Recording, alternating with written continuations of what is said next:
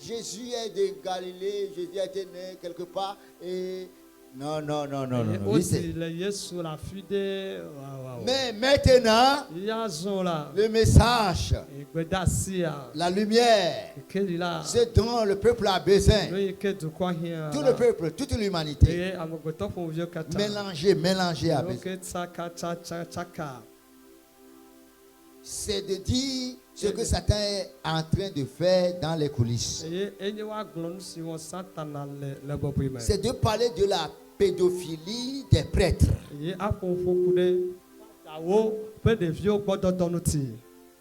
Parce que ce sont les démons qui sont en eux qui le leur demandent. Ce qu'il faut maintenant au peuple. Ce qu'il faut enseigner maintenant pour que les écailles tombent. Pour que beaucoup d'âmes sur le chemin de l'enfer soient sauvées.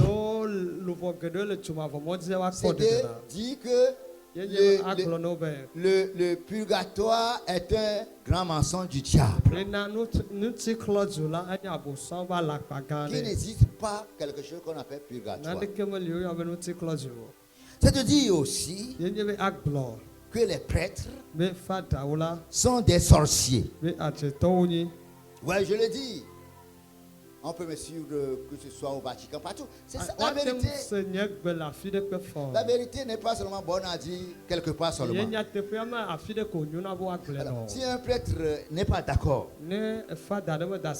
qu'il est sorcier, alors, il peut me convoquer au tribunal où il veut. Et je vais essayer de démontrer ça. Du soir, du matin au soir. Au matin. Amen. Amen. C'est de dire des choses pour que les yeux s'ouvrent. Ceux qui suivent Satan mais ne le savent pas. Ceux qui sont sur le chemin de l'enfer. Combien sont sur le chemin de l'enfer? C'est le jour-là, ils vont dire mais rien à faire. Vous savez combien sont sur le chemin de l'enfer? C'est le moment de prêcher les choses pour que les yeux souffrent. Hello? Hi. Hello? Ah. C'est le moment de dire aux gens que le catholicisme n'a rien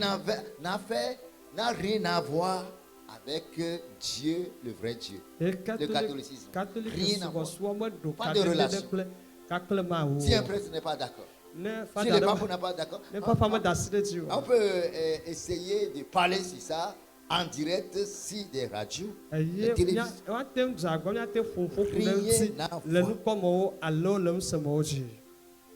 Aucun lien avec Dieu. Le catholicisme n'a aucun lien avec Dieu. Le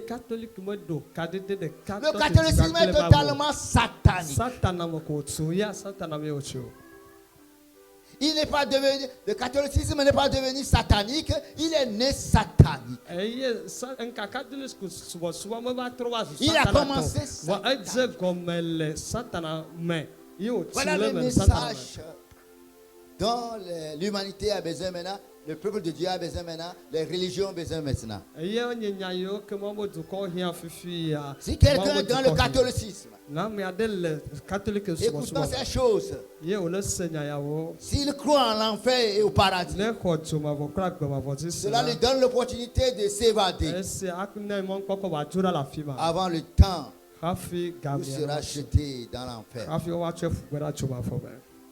Et c'est pour cela que ce ministère Bethel, ce ministère émite, est d'une très grande bénédiction pour l'humanité. Dieu le sait.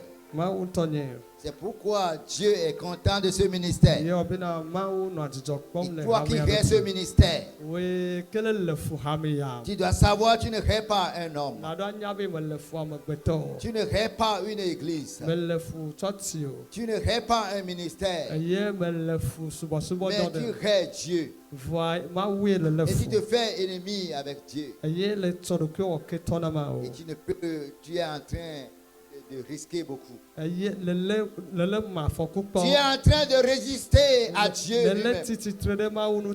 Car ce que nous faisons, ce que Émile fait, n'est pas de lui-même, mais de l'Éternel. Donc toi qui rêves, tu as des problèmes, tu en auras plus encore. Et il sera difficile de réchimber. Mais toi qui aimes ce ministère, laisse-moi te dire, tu es très béni. Le Seigneur te fera de grandes grâces. De grâces excellentes. Le fait seulement que tu aimes Émile. C'est ça la vérité. Si quelqu'un est en train d'être béni, peut acclamer le Seigneur.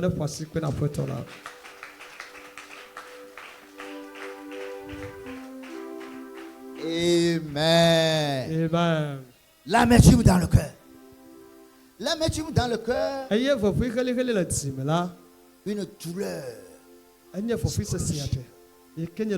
cause d'un événement qui était passé là.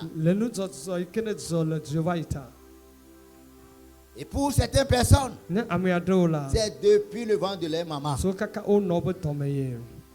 Le petit enfant a subi des événements dans le ventre.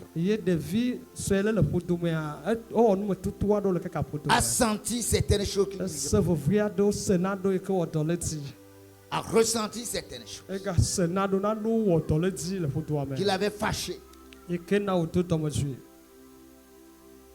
Nous avions vu que l'âme est le magasin et tout ce que nous sentons, ressentons ou vivons, et ces choses-là ne s'en passent pas, mais restent dans notre âme.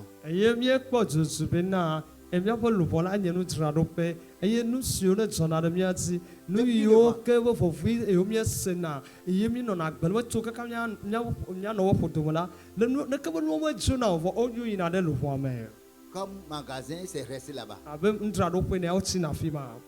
Et quand les années passent, les mois passent, les années passent. Quand l'enfant naît, grandit, il y a ça dans l'âme. Les bonnes choses comme les mauvaises. Comme nous sommes conçus dans la malédiction, dans le péché, comme David. Alors, dans l'âme qui est le magasin, il y a presque des choses négatives.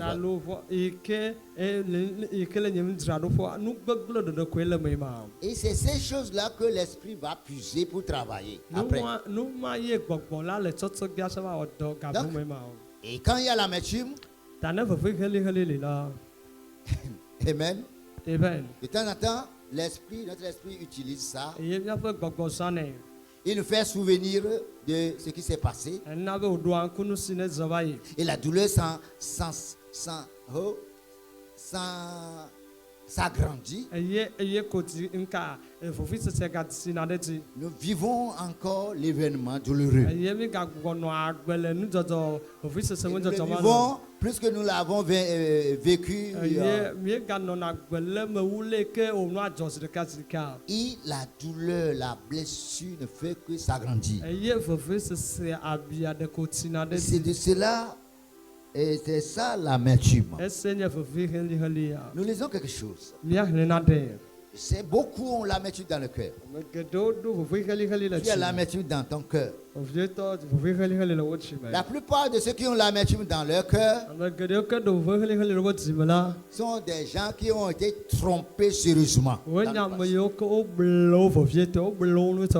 Dans quelque chose, ils ont été trompés, frustrés. Ils ont été frustrés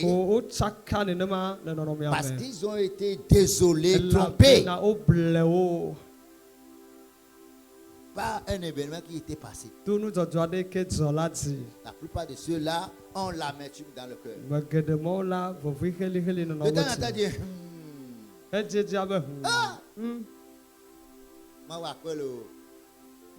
il sourit. La plupart de ces gens-là sourient, mais un sourire jaune.